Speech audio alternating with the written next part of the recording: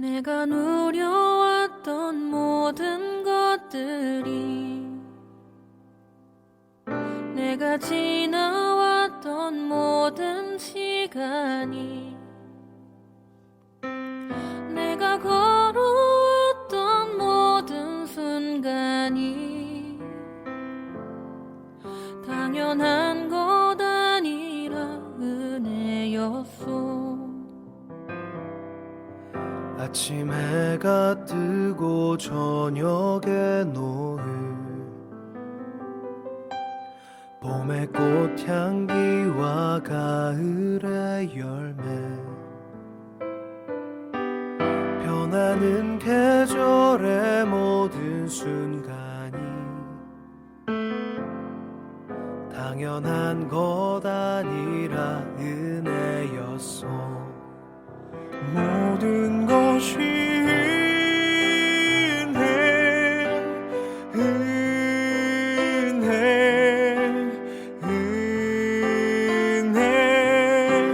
한없는 은혜. 내 삶에 당연한 건 하나도 없었던 것을, 모든 것이 은혜였소.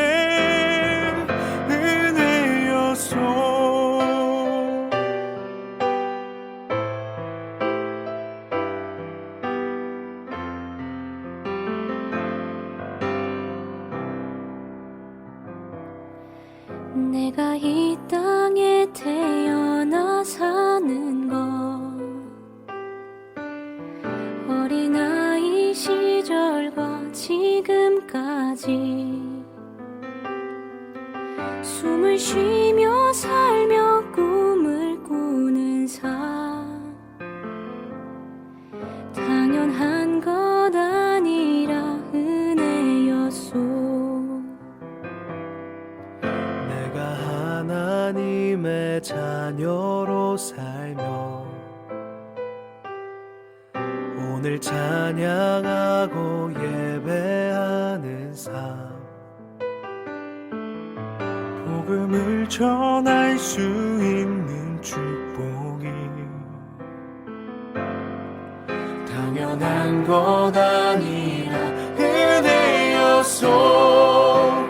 모든 것이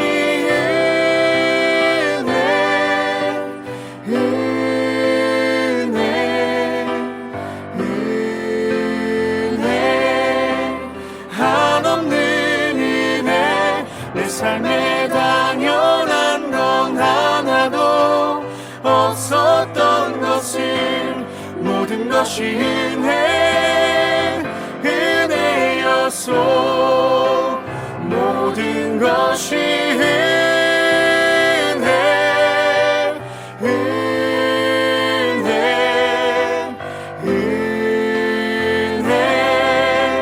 한없는 은혜.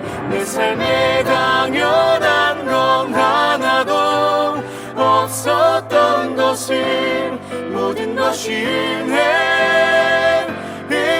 은혜였소. 모든 것이 은혜였소.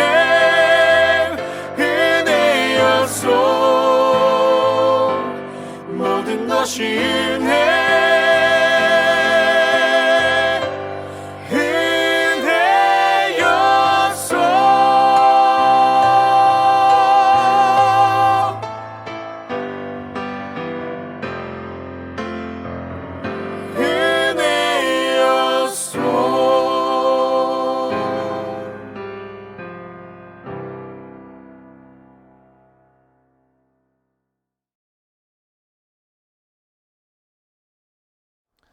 할렐루야. 주님 안에서 한 형제요 자매 되어진 여러분 모두를 주님의 이름으로 환영하고 축복합니다.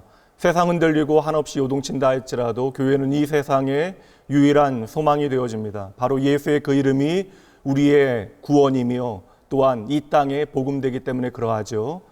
오늘은 낙원교회 설립 40주년 되어지는 날이며 부활주일입니다. 당시 교회가 설립되어지던 때에 청년이었던 분은 어느새 교회의 권사가 되어졌고 아무 생각 없이 교회를 뛰어다니던 꼬맹이는 교회 목회자가 되어졌습니다. 성도 여러분, 오늘 이 한 시간 하나님 앞에 우리가 지난 모든 시간에 이처럼 믿음의 여정을 잘 걸을 수 있었던 것이 우리의 의지요 노력이 아니라 오직 하나님의 은혜 되어짐을 기억하고 마음껏 감사해야 할 것입니다. 이 한 시간 다음 없는 감사와 또한 하나님을 향한 온전한 헌신의 다짐이 담기어지는 귀한 예배의 시간 되어지기 원합니다. 이 시간 다 함께 묵도하심으로 2021년 4월 5일 부활절 예배 더불어 낙원교회 설립 40주년 감사 예배 하나님 앞에 드리도록 합니다. 묵도합니다.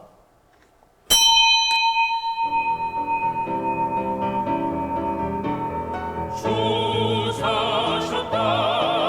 주님 다시 사셨다. 사망 권세 이기시고 죽음에서 부활하셨네.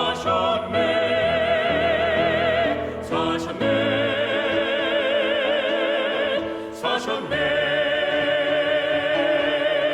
예수 다시 사셨네. 사셨다. 주 부활하셨다.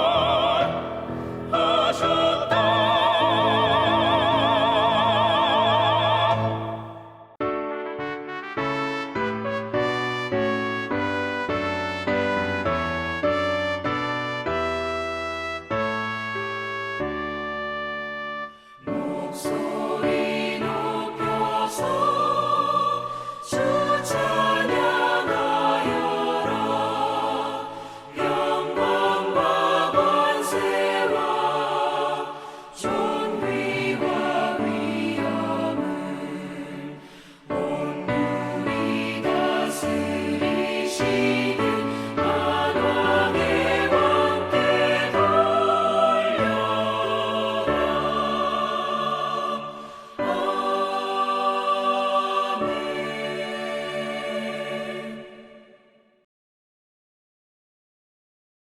내가 받은 것을 먼저 너희에게 전하였노니 이는 성경대로 그리스도께서 우리 죄를 위하여 죽으시고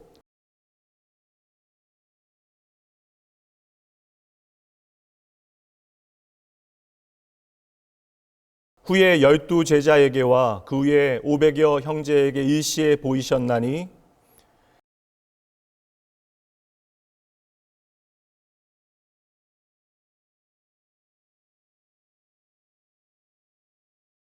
그 후에 모든 사도들에게와 맨 나중에 만삭되지 못하여 난 자 같은 내게도 보이셨느니라.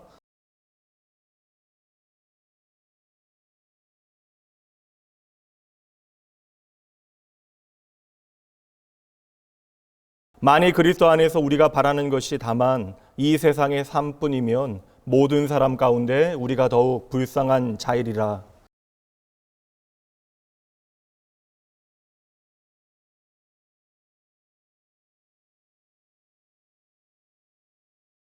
전능하사 천지를 만드신 하나님 아버지를 내가 믿사오며 그 외아들 우리 주 예수 그리스도를 믿사오니 이는 성령으로 잉태하사 동정녀 마리아에게 나시고 본디오 빌라도에게 고난을 받으사 십자가에 못 박혀 죽으시고 장사한 지 사흘 만에 죽은 자 가운데서 다시 살아나시며 하늘에 오르사 전능하신 하나님 우편에 앉아 계시다가 저희로서 산자와 죽은 자를 심판하러 오시리라. 성령을 믿사오며 거룩한 공예와 성도가 서로 교통하는 것과 죄를 사하여 주시는 것과 몸이 다시 사는 것과 영원히 사는 것을 믿사옵나이다. 아멘.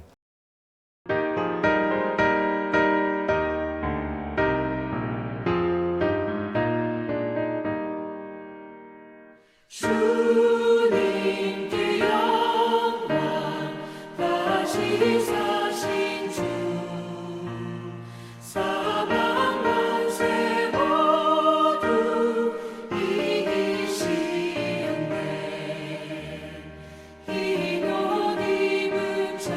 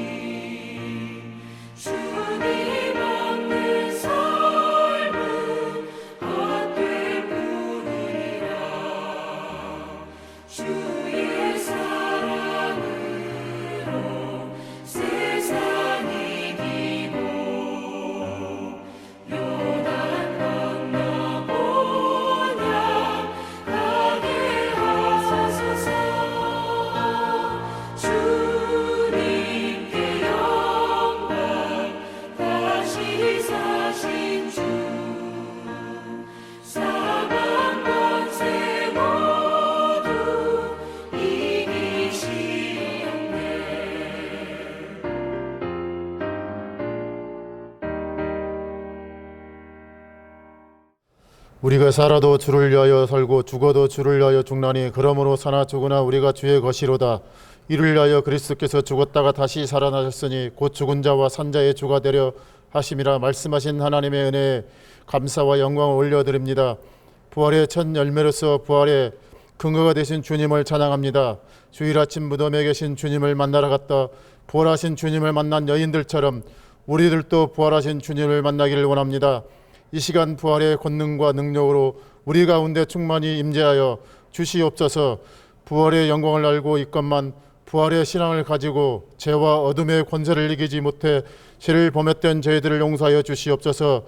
무덤문을 여시고 사망 권세를 이기신 주님, 우리의 소망을 주님께 두게 하심을 감사합니다. 죽은 자 가운데서 다시 살아나신 주님, 지금도 우리 안에 살아계심을 확신합니다. 모든 염려를 주님 앞에 맡기고 우리를 구원하시기 위하여 십자가에서 죽으시고 부활하신 예수님이 우리 가운데 살아계심을 잊지 않게 하옵소서. 하나님, 이 시간 감사를 드리는 것은 40년 전 원로 목사님을 통하여 이곳에 낙원교회를 허락하시고 원로 목사님의 헌신과 기도로 지금까지 부흥성장할 수 있도록 은혜 주심을 감사드립니다. 귀하게 쓰임을 받은 원로 목사님에게 영혼 중의 강건함을 허락하여 주시옵소서. 하나님의 꿈을 품고 미래를 향해 달려가는 교회로 지역 복음화와 세계 열방을 앞장서는 교회, 또한 믿음의 일꾼을 세우며 믿음의 다음 세대를 세우는 교회로 함께하여 주심을 감사드립니다.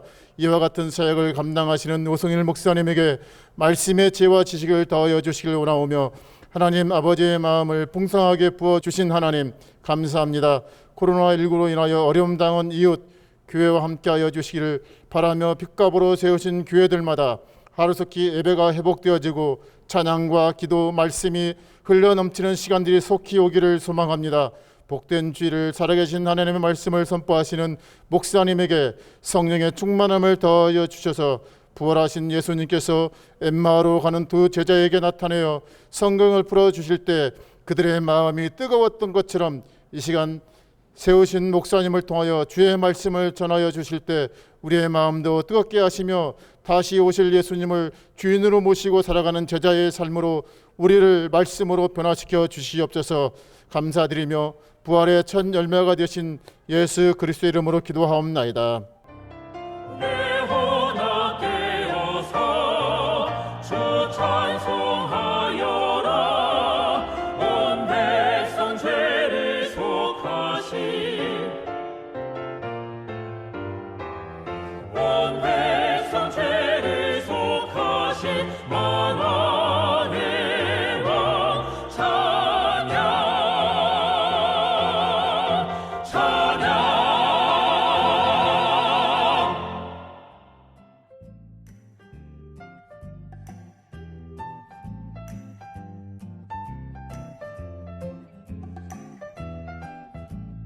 2021년 4월 첫째 주 주일 낙원교회 교회 소식입니다. 할렐루야! 오늘은 예수님께서 사망 권세 이기시고 다시 사신 부활주일입니다. 예수님의 부활이 우리의 부활의 소망이며 새 생명의 기쁨이 됩니다. 예수 그리스도의 부활의 증인으로 부활의 기쁨에 참여하시기 바랍니다. 더불어 오늘은 낙원교회 설립 40주년 감사예배로 드립니다. 지난 40년간 낙원교회와 성도들의 삶에 베풀어 주신 하나님의 은혜가 참으로 크십니다. 함께 하셨던 하나님께 마음 다한 감사를 드리며 함께 하실 하나님을 기대하고 이 시간 진실한 헌신이 고백되는 예배되길 소원합니다.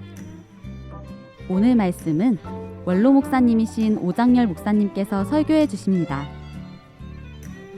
낙원교회는 팬데믹으로 어려움 가운데 있는 미래자립교회와 기국 선교사님을 위한 협력을 계속하고 있습니다. 40주년 설립 감사 예배를 드리며 위기가정 40가정을 돕는 소망상자 보내기 프로젝트에 동참합니다. 창조의 하나님은 회복의 하나님이십니다.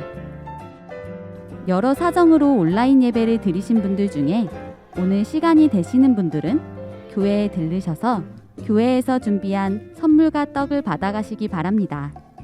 3시까지 교회 카페에서 여러분을 기다리겠습니다. 어르신들과 교회에 방문이 어려운 가정에는 개별적으로 전달해 드리도록 하겠습니다. 오늘 나누는 떡을 섬겨주신 가정에도 감사드립니다. 2021년 첫 번째 성경 아카데미 신청을 받습니다. 성경 아카데미는 4월 17일 토요일부터 시작하며 각 과목의 강의 계획서는 카카오톡 채널을 통해 확인하실 수 있습니다. 신청은 교회 1층과 카카오톡 채널을 통해 하실 수 있습니다.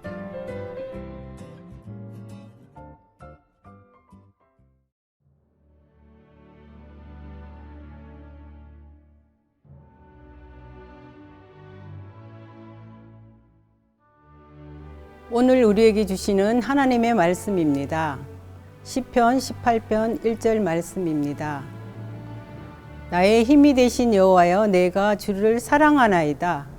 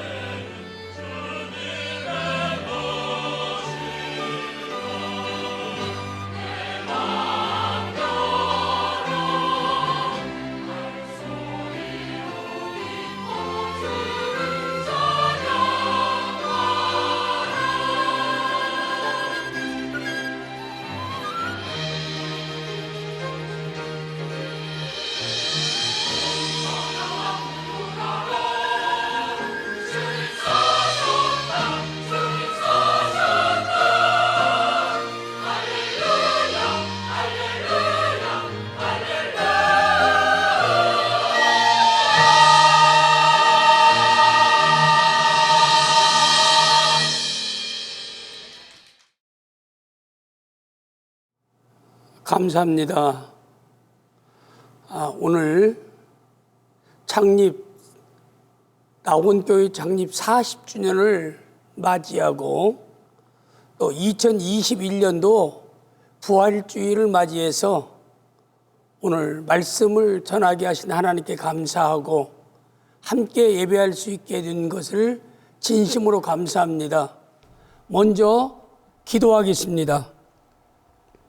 하나님 아버지, 모든 것이 하나님의 은혜입니다. 이곳에 40년 전에 낙원교회를 설립하게 하시고 좋은 위치에 아름다운 예배당을 건축하게 하시어 오늘에 이르게 하신 하나님의 크신 은혜에 진심으로 감사를 드립니다. 특히 오늘 낙원교회 창립 40년과 2021년도 부활주의를 맞이하여 현장 예배와 영상 예배를 드립니다. 하나님 받아 주옵소서. 부족한 종 말씀을 대언할 때 성령에 이끌리어 말씀을 전하게 하옵소서. 전 성도들은 겸손함으로 큰 은혜 받게 하시고 간절하게 사모함으로 모든 은혜를 넘치게 받아 모든 일에 항상 모든 것이 넉넉하여 착한 일 넘치게 행하는 성도들이 되게 하여 주옵소서. 또한 이 예배를 통해서 치유와 회복의 은혜를 체험케 하여 주옵소서. 근심, 걱정, 염려, 두려움 사라지게 하시고 기쁨과 평안이 넘치게 하시고 코로나19로 지치고 힘든 현실에 삶의 용기와 담력과 지혜를 주시옵소서. 사망 권세를 이기시고 부활하신 예수님의 이름으로 기도드립니다. 아멘.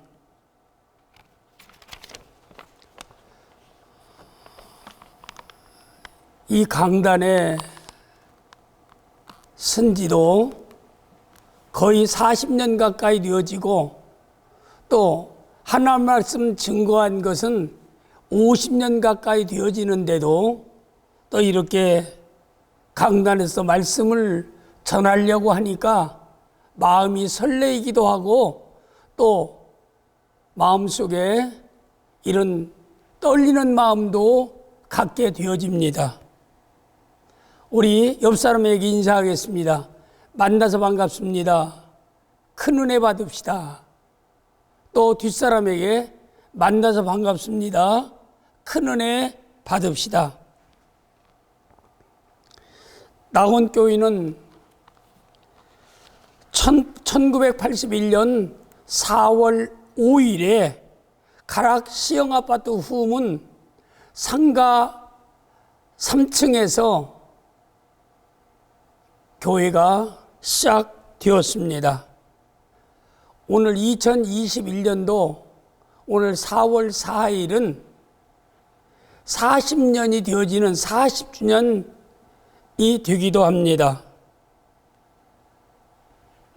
당시 가락 시영아파트 후문 아파트 6,300세대의 세대가 입주하고 있었는데 그 가락 아파트, 시영 아파트를 중심해서 주위에 거의 50개의 교회가 이렇게 2, 3층 지하 상가들에게 밀집되어서 교회들이 생겨나게 되었습니다.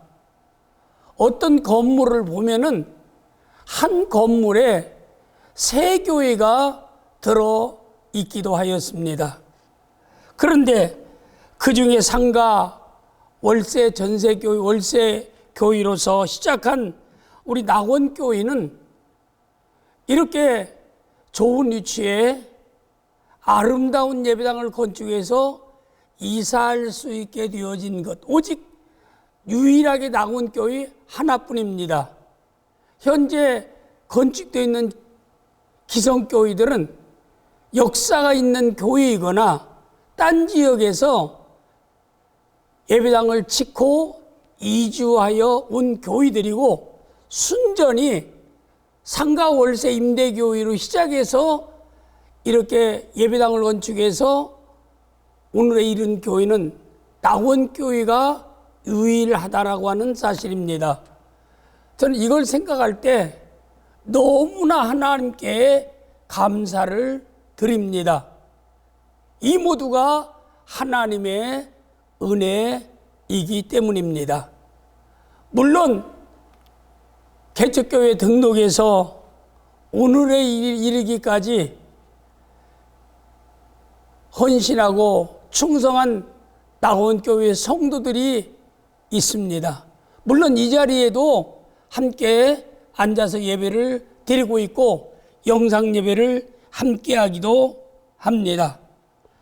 저는 2021년도 부활절 2021년도 4월 4일 창립 40주년을 맞이해서 담임 목사로부터 설교 부탁을 받고 무슨 설교를 할까라고 생각하다가 오늘은 여러분 성전 앞면에 보면은 나의 힘이신 여호와여 내가 주를 사랑하나이다. 그래서 오늘 이 말씀을 저는 여러분에게 두 분류로 나누어서 말씀을 드리면서 함께 은혜받는 시간 되어지기를 원합니다. 그러면 이 말씀이 쓰여진 배경에 대해서 성경에서 밝혀주고 있는데 먼저 시편 18편 1절 들어가기 전에 가로안을 우리가 보겠습니다. 여호와의 종 다윗의 시, 인도자를 따라 부르는 노래. 여호와께서 다윗을 그 모든 원수들의 손에서와 사울의 손에서 건져주신 날에 다윗이 노래의 말로 여호와께 아뢰어 이르되 라고 하면서 시편 18편은 이렇게 하나님의 은혜로 모든 구원과 위험에서 건진받고 난 뒤에 노래를 통해서 신앙을 고백하는 내용이 시편 18편 말씀의 전장의 내용입니다. 그래서 그 가운데서 먼저 1절 상반절 말씀과 1절 하반절 말씀을 나누어서 오늘 말씀을 드리면서 함께 은혜 받는 시간 되어지기를 원합니다. 먼저 시편 18편 1절 상반절에 보면은 나의 힘이신 여호와여, 이 고백은 다윗이 하나님 앞에 많은 은혜를 받고 그 받은 바 은혜에 대해서 상기하면서 신앙을 고백한 내용이기도 합니다. 물론 다윗이 일생 동안 받은 그 은혜 이루 말할 수 없을 만큼 많이 있지만은 그 가운데서 저는 서너 가지만 추려서 여러분과 함께 다윗이 받던 은혜를 함께 말씀드리면서 은혜 받기를 원합니다. 먼저 다윗은 하나님께서 존귀케 하시는 은혜를 다윗에게 주셨습니다. 한번 따라서 하겠습니다. 첫째, 다윗을 존귀하게 하신 은혜입니다. 성경 말씀 우리가 보면은 사무엘상 16장 1절 말씀 내용에 보면은 여호와께서 사울에게 이르시되 내가 이미 사울을 버려 이스라엘 왕이 되지 못하게 하였거늘 내가 그를 위하여 언제까지 슬퍼하겠느냐. 너는 뿔에 기름을 재워가지고 가라.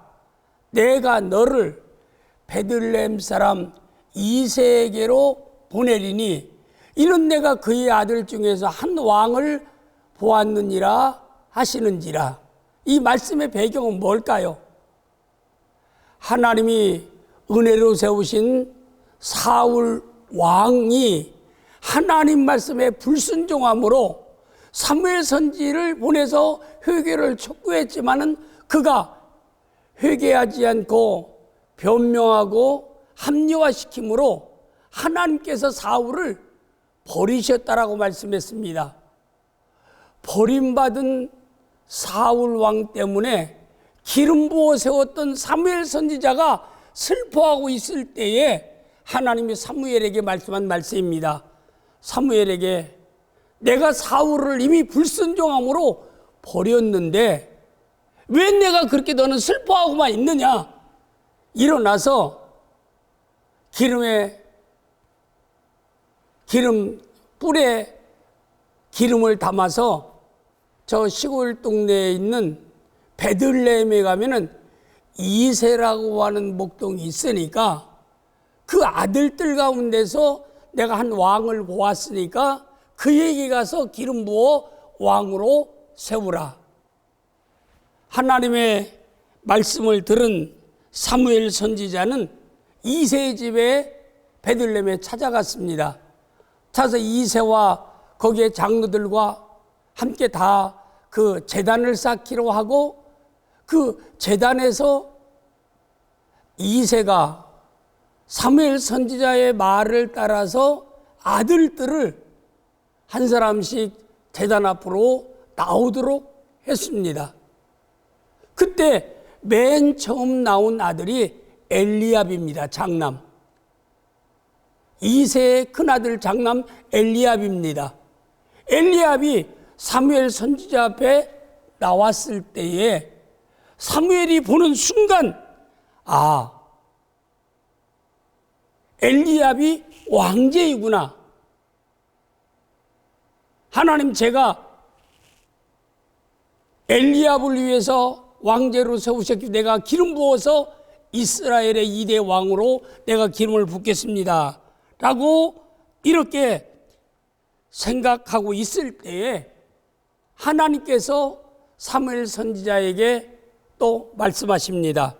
사무엘상 16장 6절 말씀, 그들이 오매 사무엘이 엘리압을 보고 마음에 이르기를 여호와의 기름 부으실 자가 과연 주님 앞에 있도다 하였더니 7절 말씀, 여호와께서 사무엘에게 이르시되 그의 용모와 키를 보지 말라.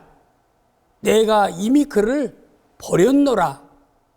내가 보는 것은 사람과 같지 아니하니 사람은 외모를 보거니와 나 여호와는 중심을 보느니라 하시더라.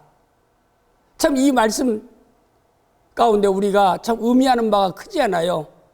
사람이 보는 눈과 생각, 하나님이 보시는 눈과 하나님의 마음은 일치할 때도 있지만 일치하지 않다라고 말씀하고 있습니다. 사람은 항상 용모와 키를 보고 외모를 보지만은 하나님은 중심을 보신다라고 말씀하고 있습니다. 한국 사람들이 세계 여러 나라 가운데서 명품이 가장 잘 팔리는 나라가 대한민국이라고 얘기합니다. 물론 우리 대한민국이 경제적으로 세계 제11위 국가에 들어간 경제적인 성장도 있지만은 한국 사람은 너무나 이렇게 다른 사람에게 보이기 위해서 이렇게 치중하는 사람들이 너무나 많다라고 하는 것입니다. 내적인 것보다는 의적인 것, 옷을 통해서, 가방을 통해서, 또 신발을 통해서 이런 모든 것들을 값비싼 명품을 통해서 많은 사람에게 자기를 드러내기를 원하고 뽐내기를 원하고 자랑하기를 원한다는 사실이고, 또 거기에 따라서 또 사람들이 대우하기도 합니다. 롯데백화점 같은 데 가봐도요, 명품을 파는 가게에 손님들이 들어옵니다. 그러면 그 가게에서 물건을 파는 사람들이 사람을 보면서 어떤 사람에게는 별로 눈길을 두지도 않습니다. 그냥 지나가도록 놔두고, 어떤 사람은 달려가서 45도로 절하면서 친절하게 하나하나 안내하고 차를 접대해드리겠습니다 하면서 서비스까지도 다른 것을 보면은 그건 들어온 사람이 어떤 옷을 입고 왔느냐, 어떤 신발을 신고 왔느냐라고 하는 것을 보고 명품을 입고 오고 명품 옷을 입고 오면은 이 사람은 충분히 여기에 있는 값비싼 명품의 옷들을, 명품의 가방들을 살 수 있는 사람이라고 해서 그렇게 하고, 그렇지 못한 사람들이 들어오면은 별로 관심 갖지 않는다는 거. 왜일까요? 사람은 항상 외모를 보기 때문입니다. 그러나 우리 하나님은 뭐라고 사람과 같지 아니하니 중심을 본다라고 말씀했습니다. 오늘 나온교회 모든 성도들이요, 중심을 보시는 하나님 앞에서 하나님 마음에 합당한 삶을 살아갈 수 있는, 하나님 보실 때 정말 너는 아름답도다 라고 하나님이 인정할 수 있는 이런 삶을 살아갈 수 있는 성도들이 되어질 수 있기를 주님의 이름으로 축복합니다. 그래서 사무엘 선지는 엘리압을 하나님이 결코 기름 부어 왕으로 세우지 말라라고 얘기하니까 둘째 아들도 들어오게 했습니다. 근데 하나님이 허락하지 않아요. 셋째 아들도 들어오게 했습니다. 셋째 아들도 허락하지 않아요, 하나님이. 넷째, 다섯째, 여섯째, 일곱째까지 아무도 하나님이 기름 부어 왕으로 세우라고 말하지 않습니다. 그렇게 되어지니까 사무엘은 굉장히 당황했습니다. 그래서 그가 엘리 아들들의 아버지를 불러놓고 그에게 질문합니다. 그 질문한 말씀이 오늘 사무엘상 16장 11절에 있는 말씀의 내용입니다. 또 사무엘이 이새에게 이르되 내 아들들이 다 여기 있느냐? 이새가 이르되 아직 막내가 남았는데 그는 양을 지키나이다.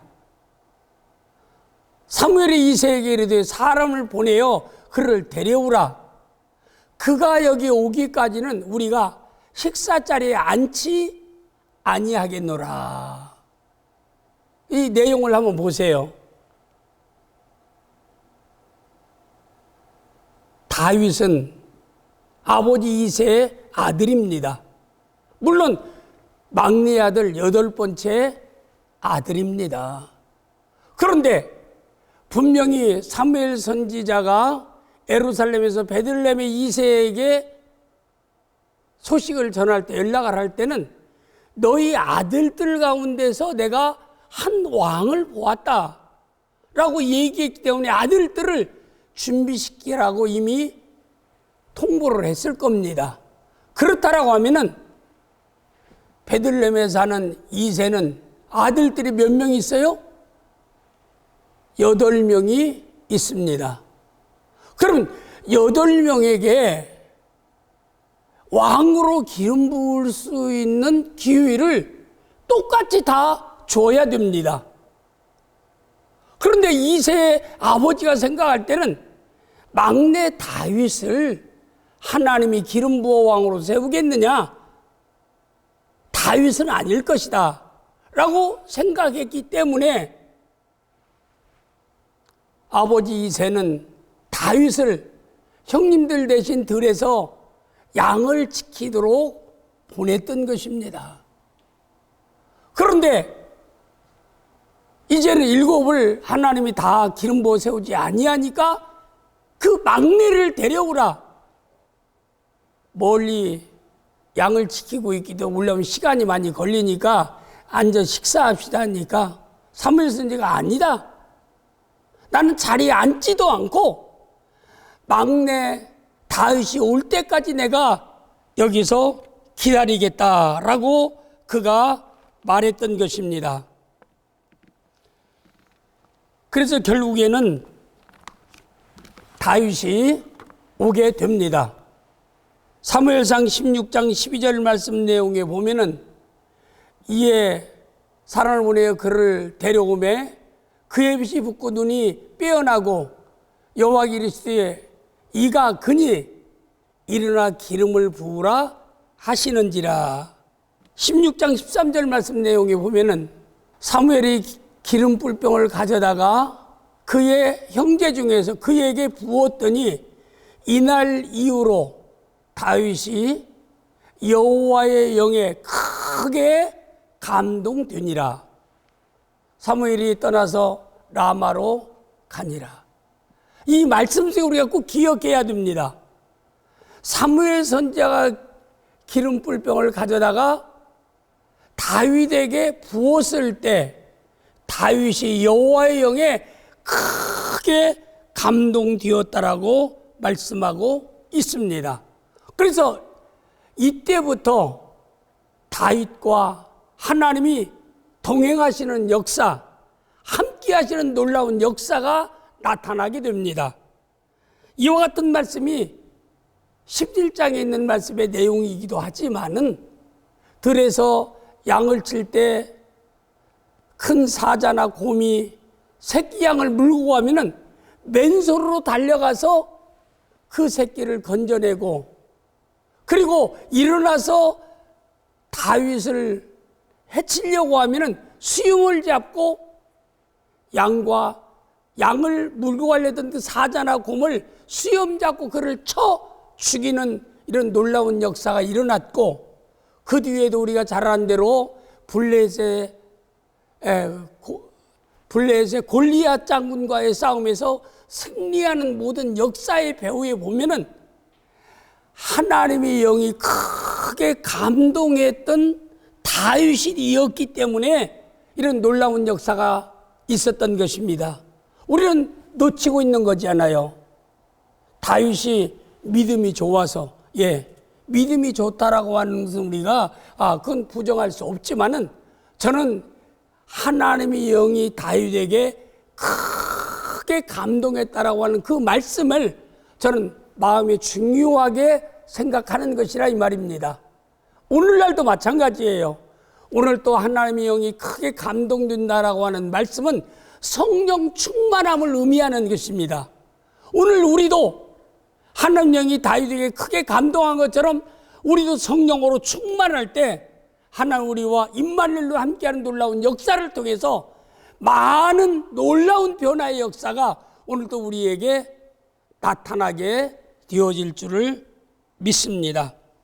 그래서 하나님의 그 큰 은혜 중에 하나는 다윗이 시골 베들레헴에 목동 2세의 마지막 8째 아들로 태어났지만은 하나님께서 다윗에게 은혜를 베푸셔서 그에게 기름을 붓게 하고, 그리고 그로 하여금 이스라엘의 사울에 이어 2대 왕이 되어지는, 존귀하게 되어지는 복을 하나님이 다윗에게 베풀어 주셨다라고 하는 사실입니다.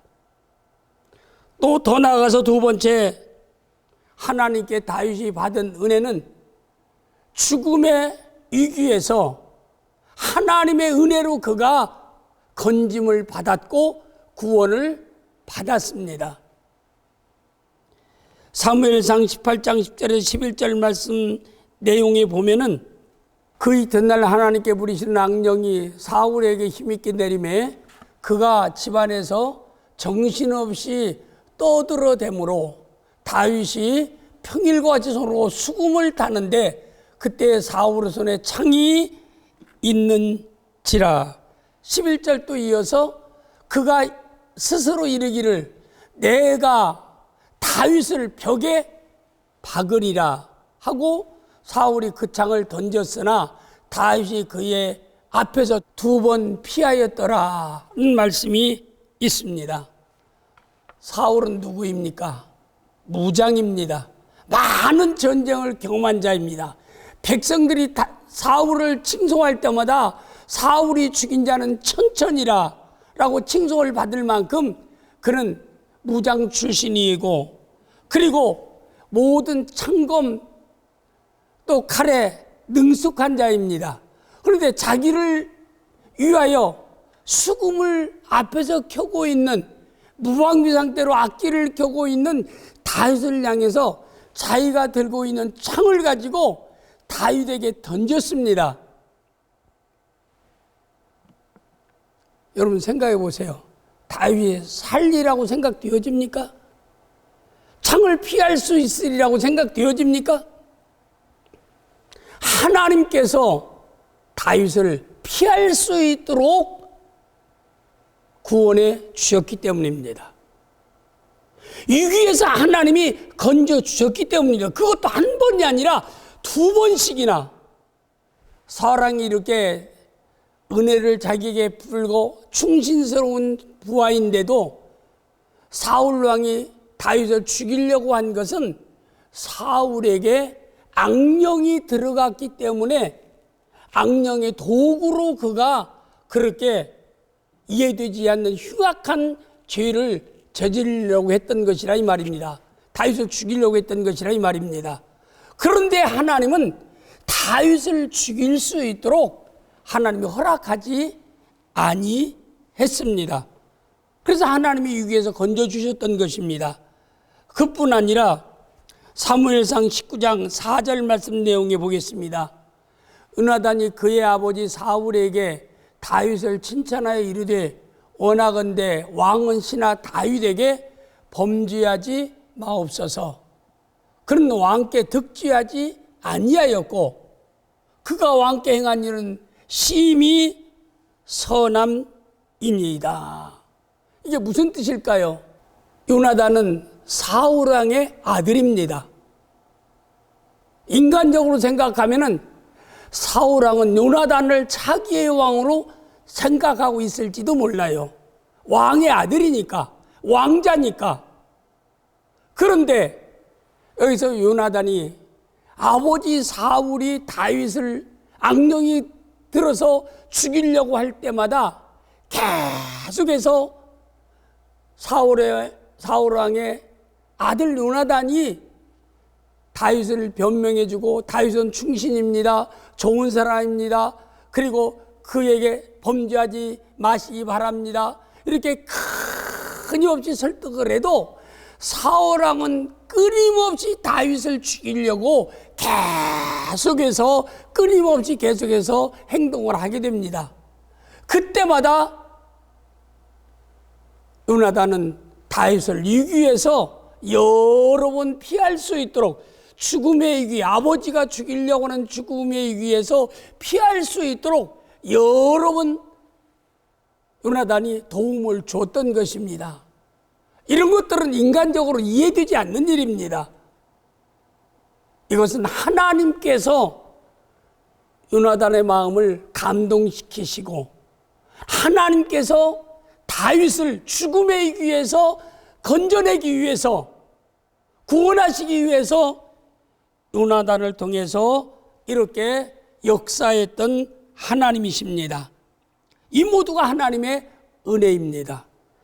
또한 세 번째로 생각할 수 있는 하나님의 은혜는 이스라엘과 블레셋이 전쟁이 일어나게 됩니다.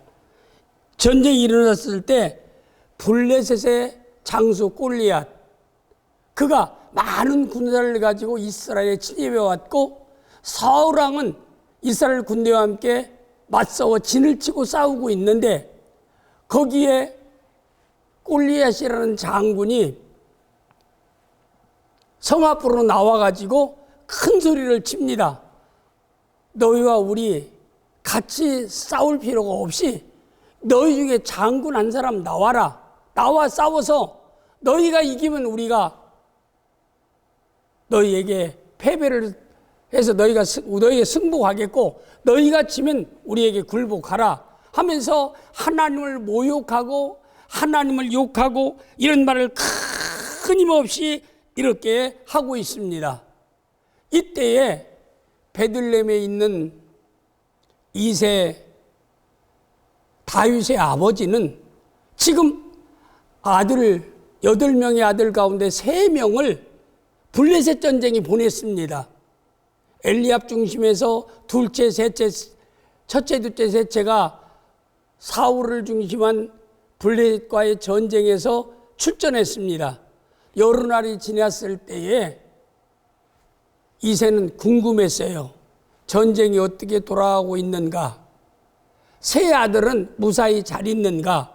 이 소식이 궁금해가지고 다윗을 불러서 그의 별미를 만들어서 이것 가지고 가서 블레셋과 이스라엘의 전황에 대해서 네가 한번 보고 오고 너희 형들이 무사한지 어쩐지 한번 보고 와라 라고 해서 8번째 막내 이새는 블레셋과 이스라엘이 지금 진을 치고 싸우는 그 싸움의 현장에 아버지의 심부름으로 갔습니다.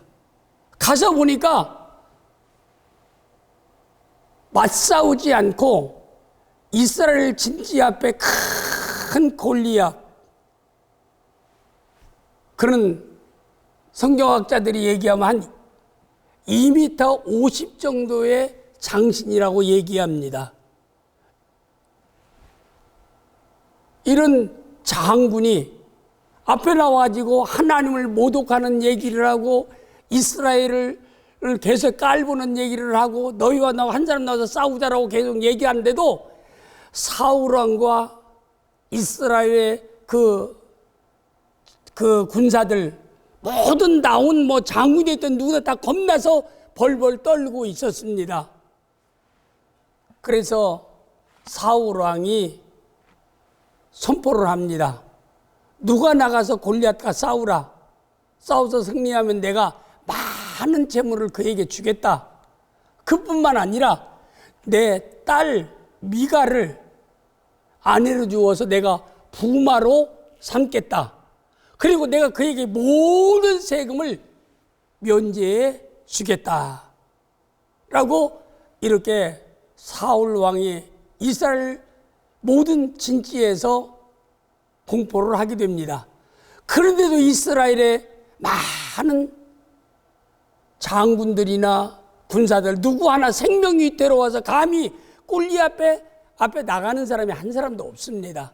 근데 그 광경을 아버지 심부름을 위해서 왔던 15살 정도의 아들인 15살부터 아들 소년인 다윗이 그 광경을 보고 난 뒤에 너무나 참을 수가 없었어요. 왜? 하나님을 모독하는 것을 도저히 용납할 수 없기 때문에 저가 뭔데 그렇게 겁내고 싸우지 못하느냐, 얼마나 싸우면 되지 않겠느냐라고 얘기하니까 형 엘리압이 다윗을 불러놓고 야, 너 교만 떨지 마라.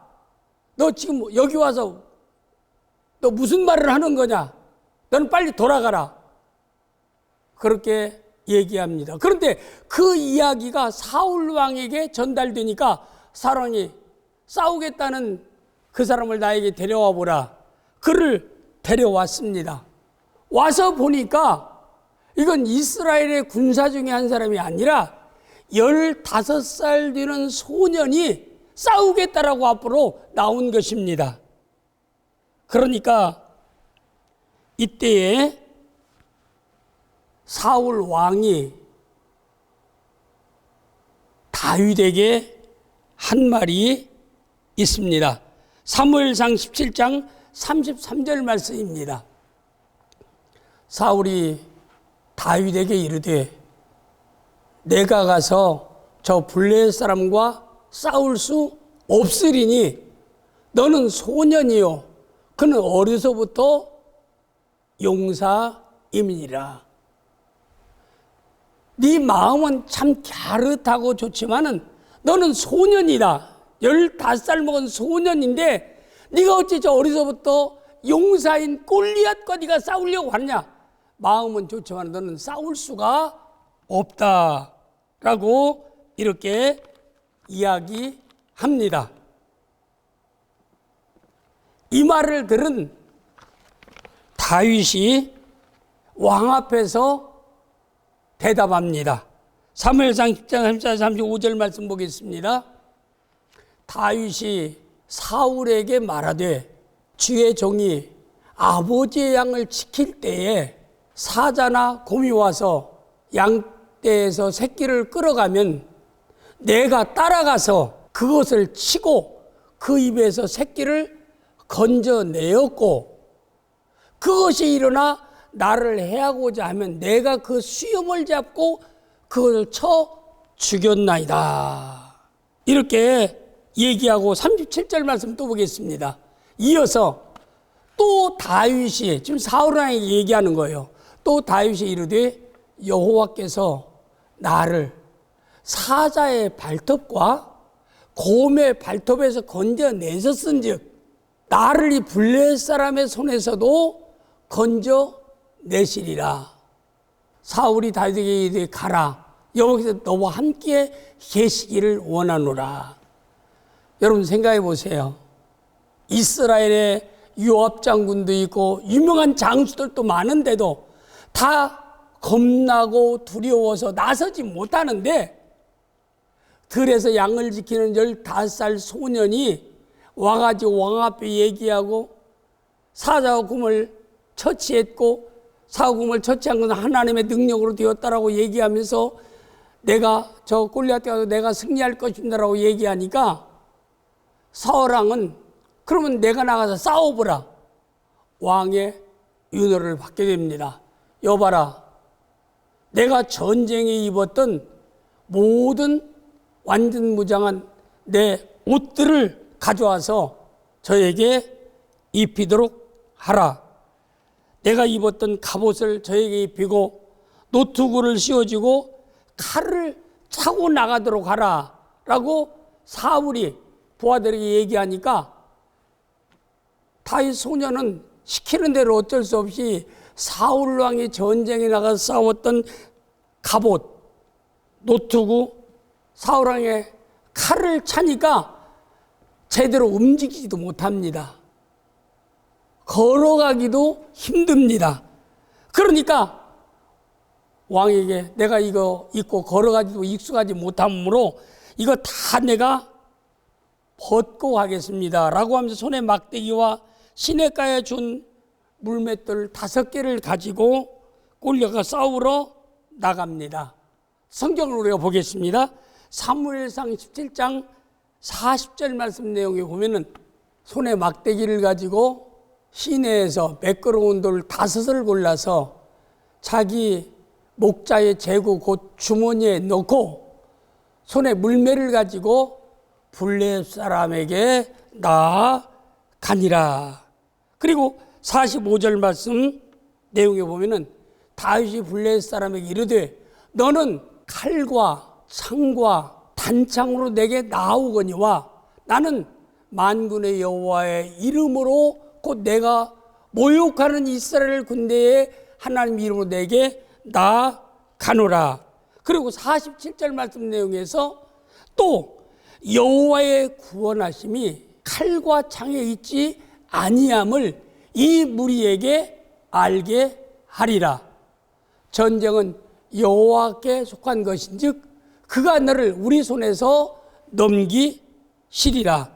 또 49절 말씀 내용에 또 보면은 손을 주머니에 넣어 돌을 가지고 물매로 먼저 블레셋 사람의 이마를 치매 돌이 그 이마에 박히니 땅에 엎드려지니라. 또 51절 말씀 내용에 이어서 보면은 다윗이 달려가서 블레셋 사람을 받고 그의 칼을 그 칼집에서 빼내어 그 칼로 그를 죽이고 그의 머리를 베니 블레셋 사람들이 자기 용사의 죽음을 보고 도망하는지라. 다윗의 신앙 고백을 보세요.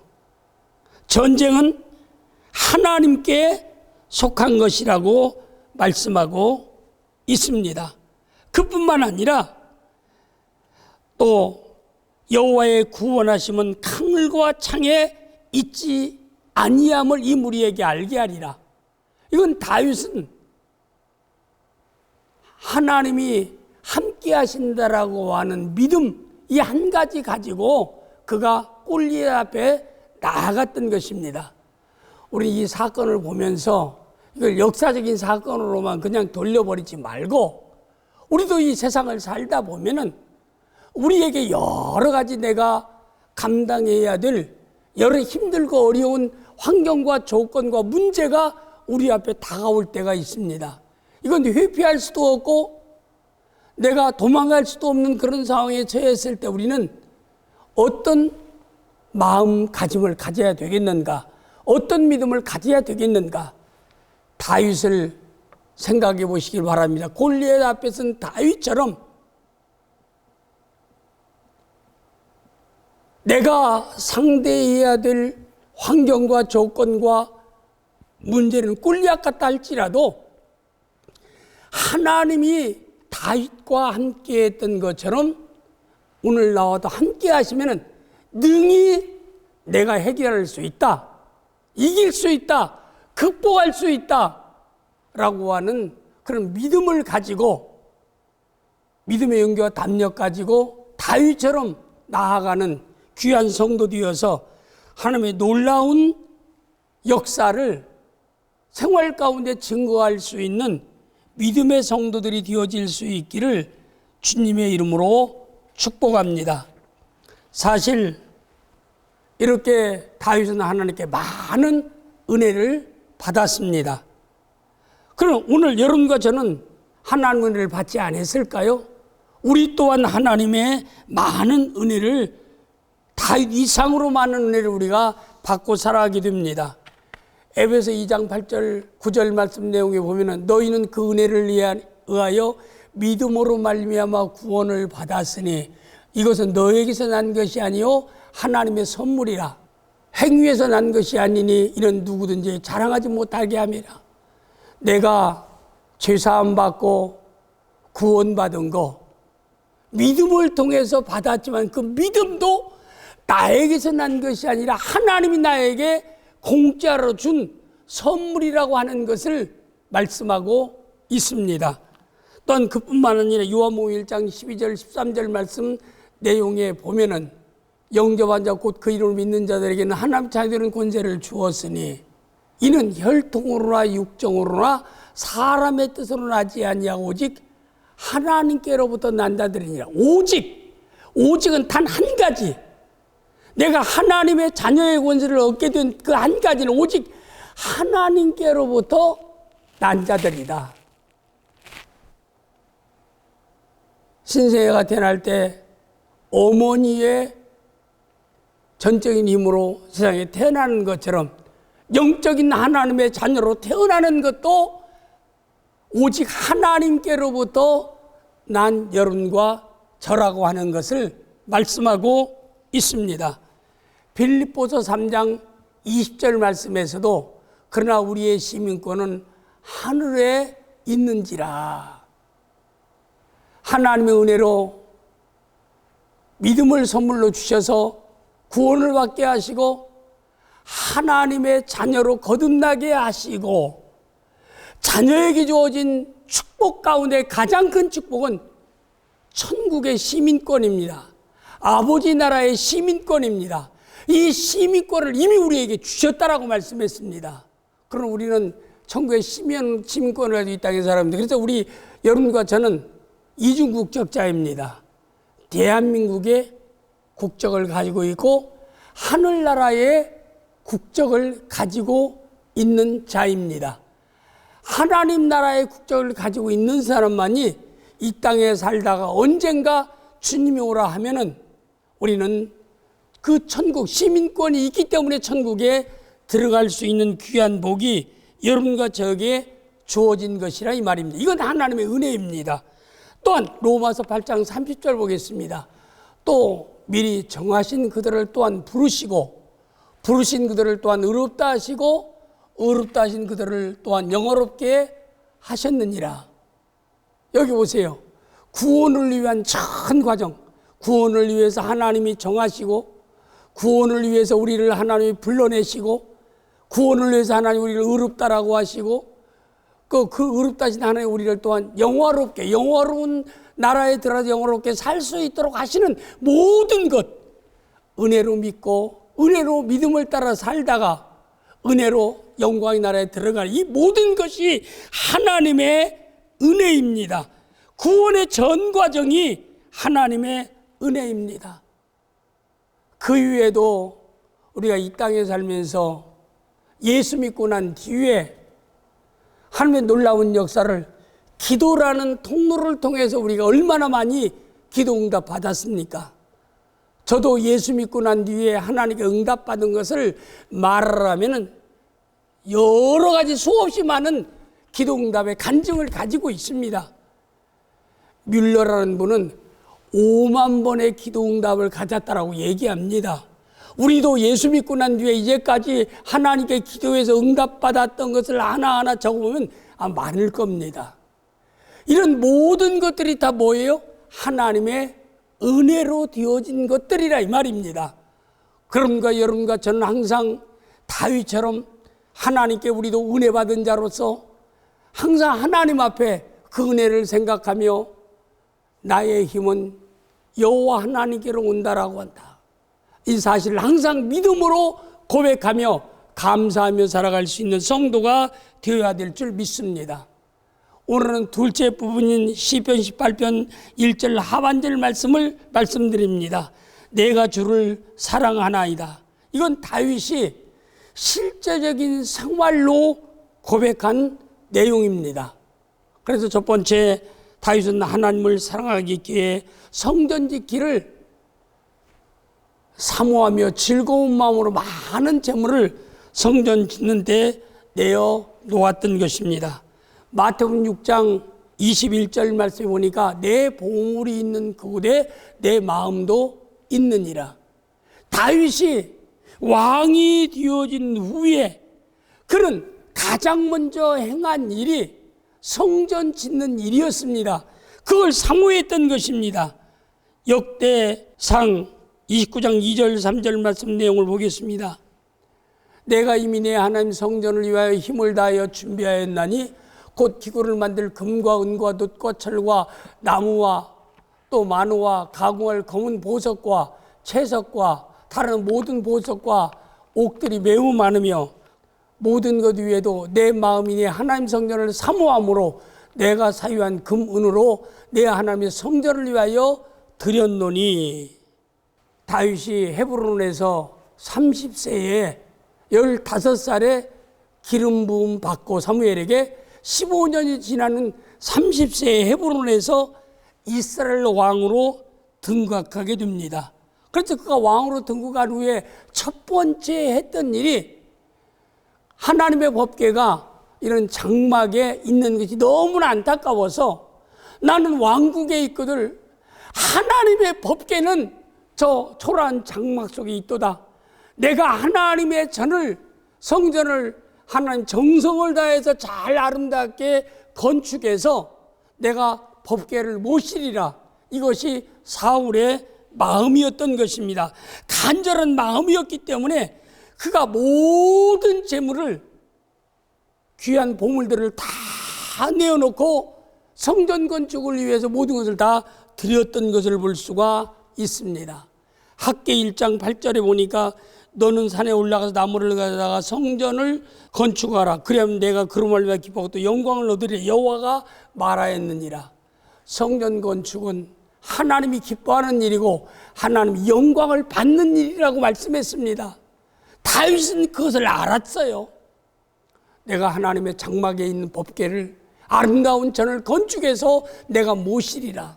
그래서 그걸 위해서 모든 것을 이 모두가 하나님을 사랑한다라고 하는 생활의 증거입니다. 우리 나온교회에 이렇게 아름다운 예배당을 건축할 때도 많은 성도들, 우리 나온교회는 큰 재벌이 없습니다. 거의 다 도토리 키재기로 힘들고 어렵게 살아가는 성도들인데도 정성을 다해서 건축원금을 들여서 오늘의 이 아름다운 예배당을 건축하게 된 것입니다. 이건 하나님을 사랑하기 때문에 그런 겁니다. 하나님이 기뻐하는 일이고 하나님이 영광을 받는 일이기 때문에 믿음으로 참여한 여러분에게 하나님 놀라운 축복이 차고 넘칠 수 있기를 주님의 이름으로 축복합니다. 다윗이 하나님을 사랑했던 생활의 두 번째는 하나님을 사랑했기 때문에 죄에 대해서 즉시 회개할 수 있었고, 그리고 그 회개한 후에 회개의 열매로 변화된 삶을 살았다라고 하는 것을 성경에서 증거하고 있습니다. 사무엘하 12장 13절 말씀 내용해 보겠습니다. 다윗이 나단에게 이르되 내가 여호와께 죄를 범하였노라 하며 나단이 다윗에게 말하되 여호와께서도 당신의 죄를 사하였나니라. 다윗은 어느 측면에서 사울 왕보다도 더 큰 죄를 범했습니다. 자기의 부하 충직인 우리야 장군을 의도적으로 죽였습니다. 살인죄입니다. 그의 아내 밧세바를 취하였습니다. 이건 엄청난 죄를, 용서받을 수 없는 죄를 완전 범죄로 다윗이 저질렀습니다. 이때 하나님께서 나단 선지자를 다윗에게 보내서 다윗의 죄를 지적할 때 그는 사울처럼 죄에 대해 사무엘 선지자가 가서 사울 왕의 죄를 지적할 때 그는 변명하고 합리화하고 회개하지를 않았어요. 그러나 나단 선지자는 다윗의 죄를 지적할 때에 다윗은 즉시 그 자리에서 회개했던 것을 볼 수 있습니다. 에덴 동산에서 추방당한 이후에 오늘까지 구약시대나 신약시대나 모든 시대 가운데서 성경의 인물 가운데서 보면은 죄를 짓지 아니한 사람은 한 사람도 없습니다. 다 죄를 범한 사람들입니다. 다윗도 그렇게 하나님 사랑하는 사람이지만 또 죄를 범했습니다. 이 땅에 완전한 자는 없어요. 누구든지 근실하고 깨어서 자기가 하나님 앞에 바로 서기 위해서 깨어 근실한 삶을 살지 않으면 누구든지 죄의 유혹 가운데 넘어질 수밖에 없는 것이 이 땅의 성도의 삶입니다. 그래서 예수님도 제자들에게 너희는 이렇게 기도하라고 시험에 들지 않게 하옵소서. 시험이라는 죄를 범하지 않기를 위해서 너희가 하나님께 기도하라는 말씀의 내용입니다. 다윗도 넘어지지 않아요. 그러나 중요한 것은 다윗은 하나님을 사랑했기 때문에 그가 회개했던 것이라 이 말입니다. 회개하는 것이 하나님을 사랑하는 증거입니다. 그 이후에 저는 중요한 말씀을 보게 됩니다. 다윗이 회개한 후에 삶을 정확하게 증거한 말씀이 있습니다. 열왕기상 15장 5절 말씀 내용에 보면은 이는 다윗이 햇사람 우리아 일 외에는 평생에 여호와 보시기에 정직하게 행하고 자기에게 명령하신 모든 일을 어기지 아니하였음이라. 보세요. 우리아 일 외에는 평생에 여호와 보시기에 정직하게 행하고 하나님 보실 때 정직하게 행하고 하나님이 자기에게 명령하신 모든 일을 어기지 아니하였더라 라고 말씀하고 있습니다. 하나님 사랑이 오늘 뭘까요? 요한일서 5장 3절 말씀 내용에 보니까 하나님을 사랑해서 이것이니 우리가 그의 계명들을 지키는 것이라 그의 계명도 무거운 것이 아니로다. 다윗이 하나님 사랑하는 것을 이미 열왕기상 15장 5절에서 증거하고 있지 않습니까? 이러기 때문에 다윗을 마지막 때의 삶을 요약해서 말씀한 한 말씀이 있습니다. 역대상 29장 28절 말씀. 이 너무나 중요한 말씀입니다. 다윗을 생각할 때마다 우리가 꼭 오늘 이 말씀을 우리가 좀 깊게 마음에 받아들여야 합니다. 그가 나이 많아, 다윗이 나이 많아 늙도록 부하고 존귀를 누리다가 죽음에 그의 아들 솔로몬이 대신하여 왕이 되니라.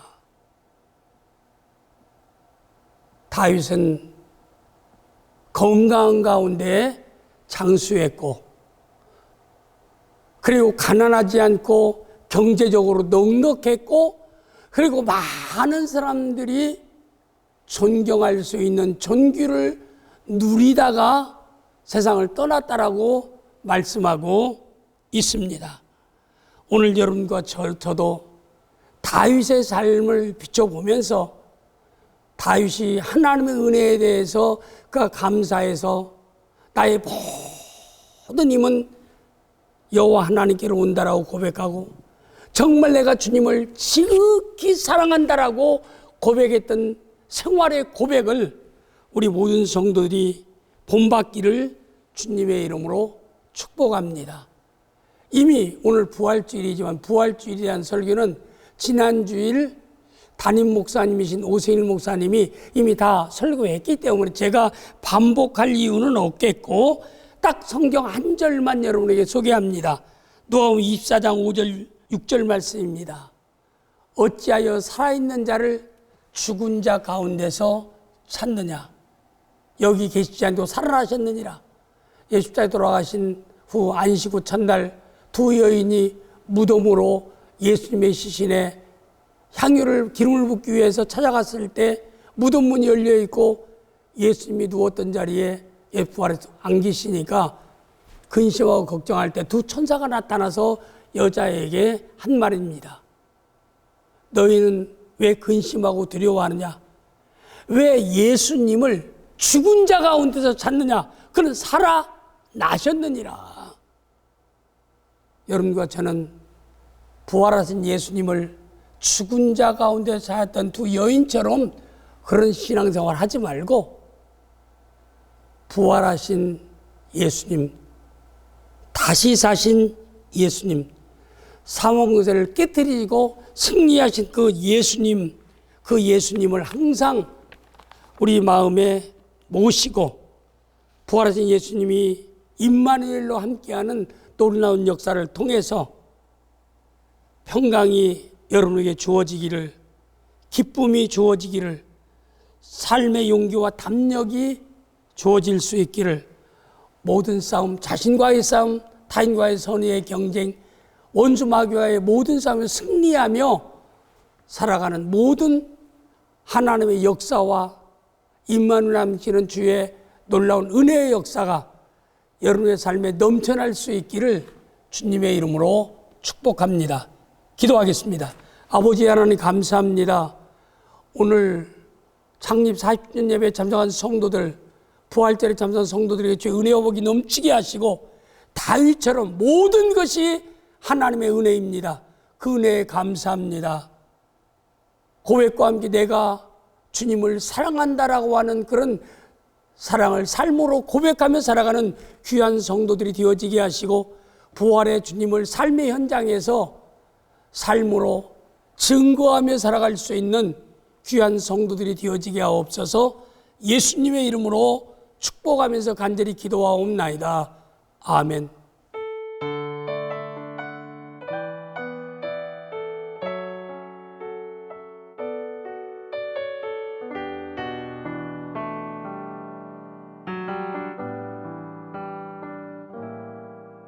내가 지금까지 지내온 것은 주의 은혜라, 주의 은혜라. 지금까지 지내온 것은 내가 하나님의 자녀 된 것은 주의 은혜라, 주의 은혜라. 하나님의 자녀 된 것은 주의 은혜라, 주의 은혜라. 지금까지 지내온 것은 주의 은혜라, 주의 은혜라. 하나님의 자녀 된 것은 내가 이 자리에 서 있는 것은 주의 은혜라, 주의 은혜라. 이 자리에 서 있는 것은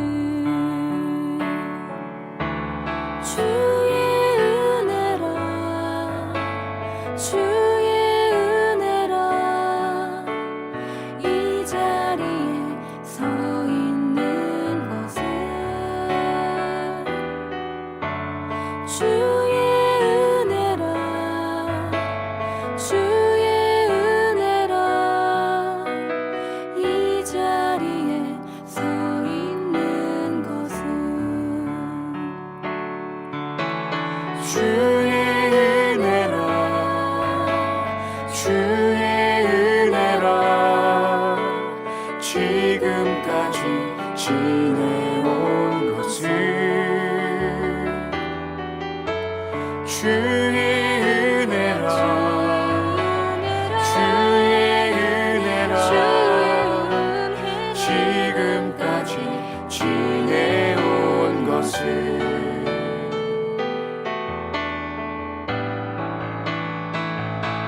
주의 은혜라, 주의 은혜라.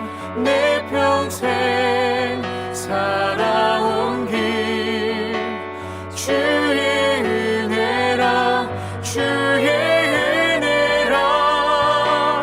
다함이 없는 사랑 주의 은혜라.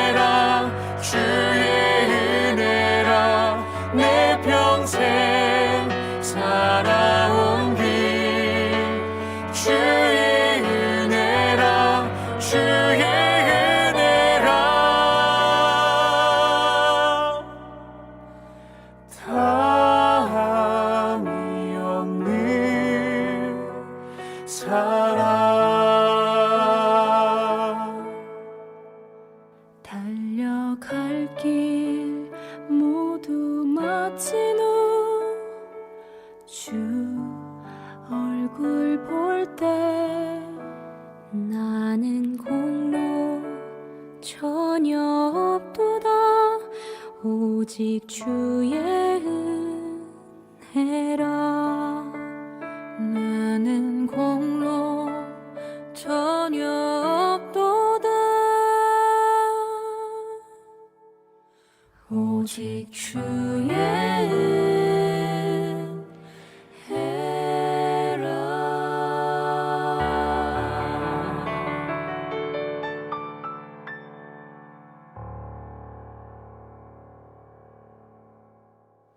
창립 40주년과 2021년도 부활주의를 맞이해서 하나님께 정성을 다해서 부활헌금을 드리고 각종 예물을 하나님 앞에 드립니다. 하나님을 사랑하는 마음으로 드립니다. 여호와 하나님이 주인 되심을 고백하는 마음으로 드립니다.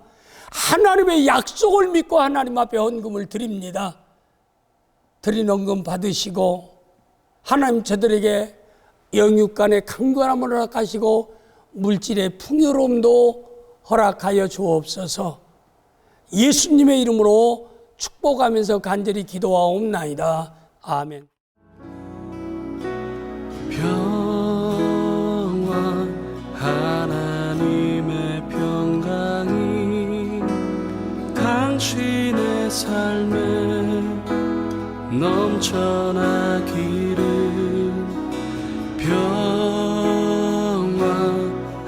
하나님의 평강이 당신의 삶에 가득하기를 축복합니다.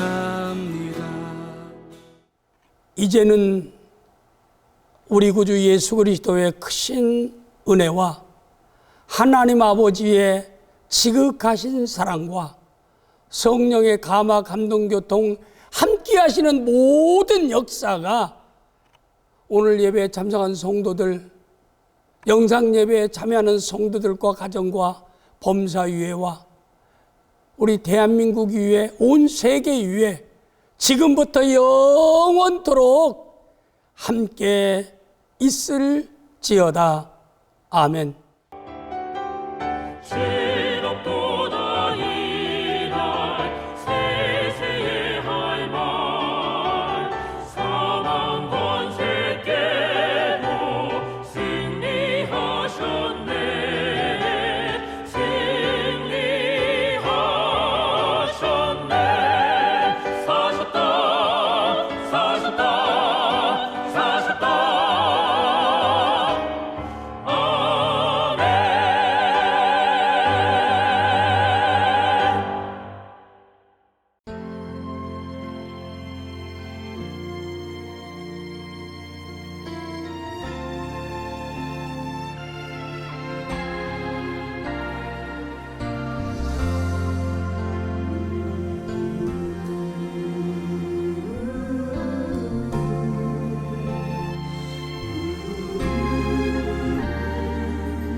나를 지으신 이가 하나님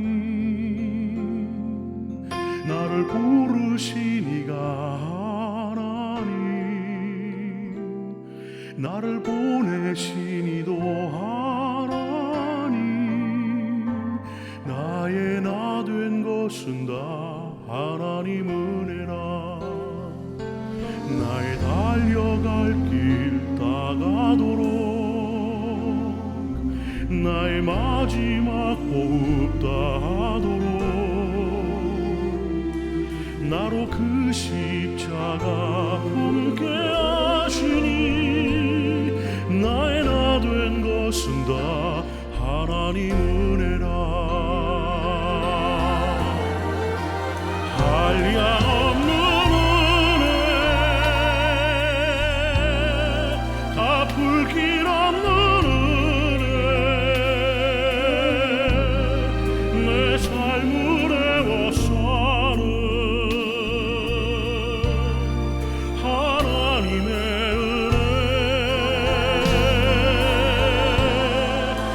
주저함 없이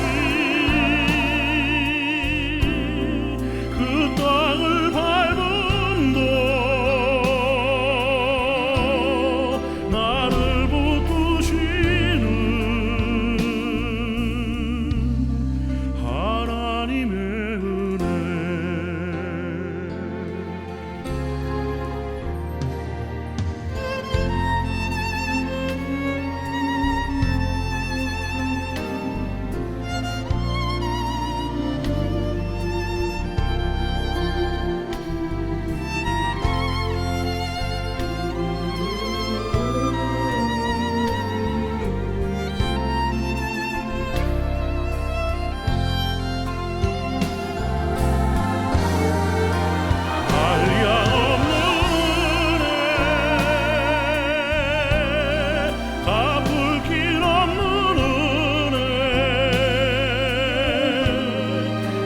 삶을 애워서는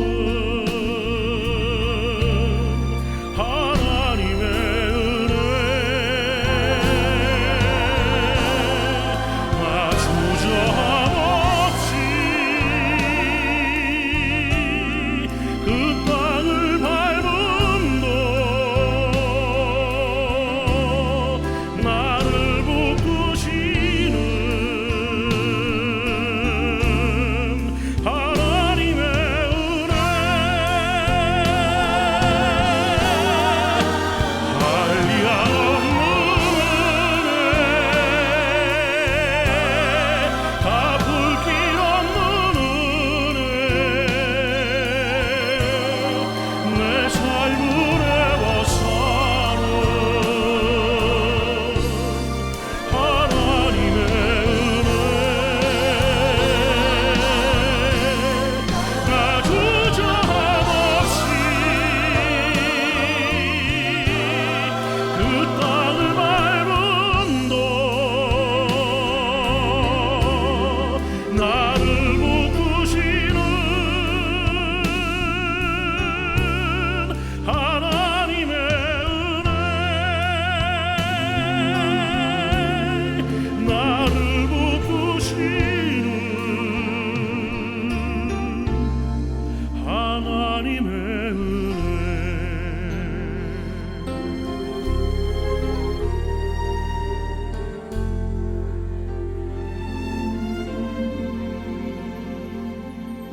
나를